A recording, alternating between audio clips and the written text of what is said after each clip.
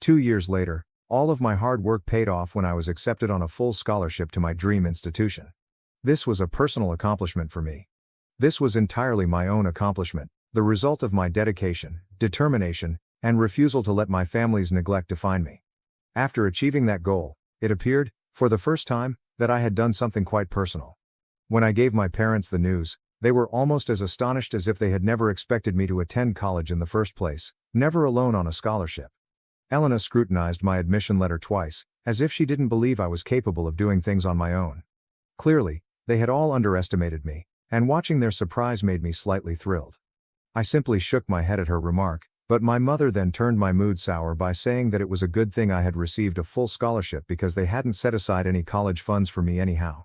My parents had no issue paying Elena's tuition, despite their lack of foresight in saving for me. When it was time to move out, I simply packed my belongings and left the house for my college apartment. That day, I made a determined decision to cut off all contact with Elena and my parents.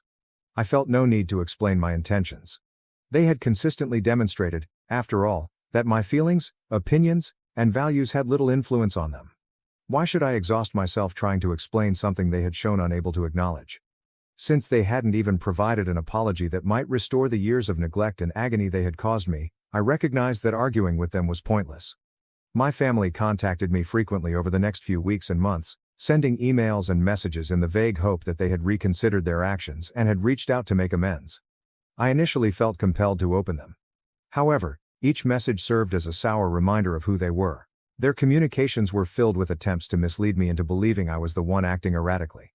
Instead of accepting responsibility for the years of mental pain they had caused, they believed I had overreacted, dismissing my decision to end relationships as immature and impulsive. Their statements consistently returned to the underlying truth. I was the one dissolving the family, so I was wrong to cut them off. I never bothered to respond to any of them. So far, my college experience has been quite positive. I've been able to devote my full attention to my studies, hobbies, and, most importantly, connections with people who love and see me for who I am. Working part-time at a neighboring diner has helped me save for the future. Meeting new people in the diner and talking about their life is interesting. I've cut off contact with my family and immersed myself in my studies, social life, and everything my new surroundings have to offer.